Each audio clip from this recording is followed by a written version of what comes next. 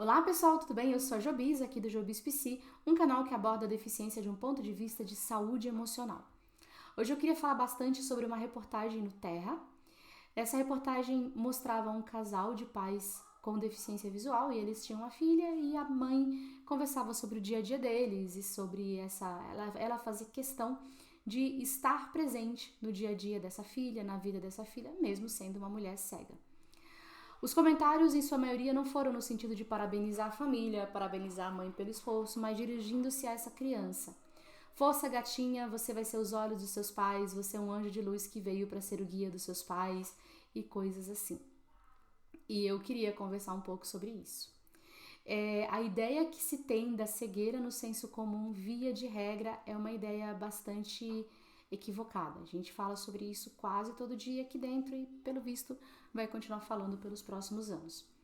Uma pessoa cega ou com baixa visão, ela pode e deve aprender a se virar sozinha, sem depender de terceiros para as coisas usuais da rotina dela. Então, a gente não precisa de um filho para dar banho na gente, para lavar nossa roupa, para ajudar a gente a se vestir. Isso, assim, são coisas que, se a pessoa tiver a oportunidade de aprender e boa vontade de aprender, ela aprende e não precisa de ninguém para isso. O aspecto da locomoção no dia a dia também é possível a gente aprender. A gente tem hoje bastantes recursos que facilitam para que uma pessoa cega ou com baixa visão se locomova com segurança e uma fluidez até que bacana. A gente tem as bengalas, a gente tem cães guias, a gente tem aplicativos de celular, GPS, enfim, são várias estratégias que a gente pode usar para isso. Então, via de regra, as pessoas cegas não vivem sonhando com um guia vitalício. A gente não pensa desse jeito. Eu conheço, e isso não é a exceção. Não é a Jobis, que é maravilhosa, não. Eu conheço, assim, dezenas de casais em que um ou os dois não enxergam e os filhos não existem em função de ajudar esses pais. Agora eu quero falar do ponto de vista psicológico, olhando para essa criança, que é um lugar que poucas pessoas olham. Faz parte do desenvolvimento humano a necessidade dessa criança de ser cuidada e o conhecimento, a vivência de que esses pais, eles são capazes de cuidar delas. Já foi provado por inúmeros estudos em diversos momentos que quando essa mãe, essa criança, se acredita que ela precisa cuidar daquele que deveria ser cuidador, não é bonito, não é fofo. Essa criança, sim, ela vai se desenvolver mais rápido, aparentemente, mas isso vai ter um preço, e esse preço é muito complicado de ser pago. Então, não é bonito, não é fofo pensar que a função de uma criança é ser os olhos dos pais. Isso é uma violência psicológica contra essa criança.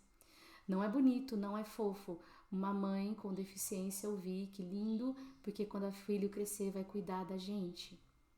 Simplesmente porque nós é que cuidamos deles, né? Imagina que você seja uma mãe sem deficiência e você escuta as pessoas dizer, você tá lá cuidando do seu filho, você tá lá se esforçando pelo seu filho, e aí você pega e alguém pega e fala assim, ai que lindo, quando ele crescer ele vai cuidar de você. Não é simplesmente quando você fica idosa, quando você fica doente, é simplesmente quando ele crescer ele vai cuidar de você. Você tá lá cuidando, você tá lá fazendo o seu papel. É pesado, gente, não é legal. Não é legal ouvir isso como mãe e não é legal ouvir isso como filho, como criança. Né? As famílias com deficiência, elas têm realmente características diferentes das famílias típicas.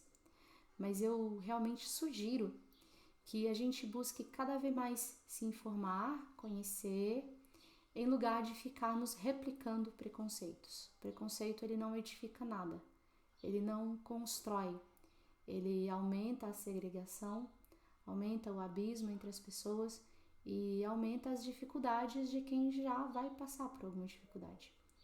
Hoje está provado que as maiores dificuldades por que passa uma pessoa com deficiência são atitudinais.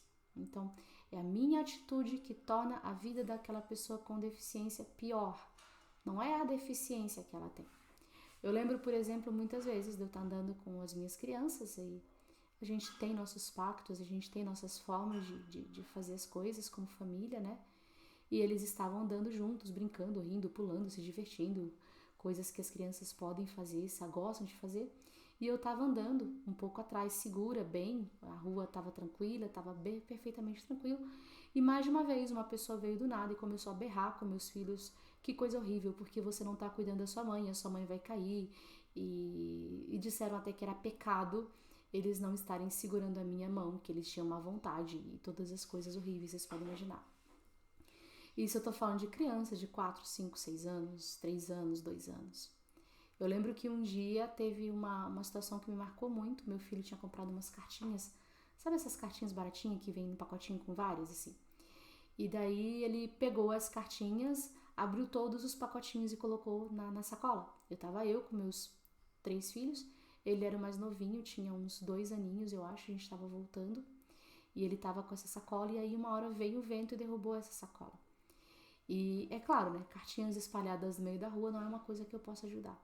Ele deu de chorar e os outros irmãos foram ajudar a catar as cartinhas.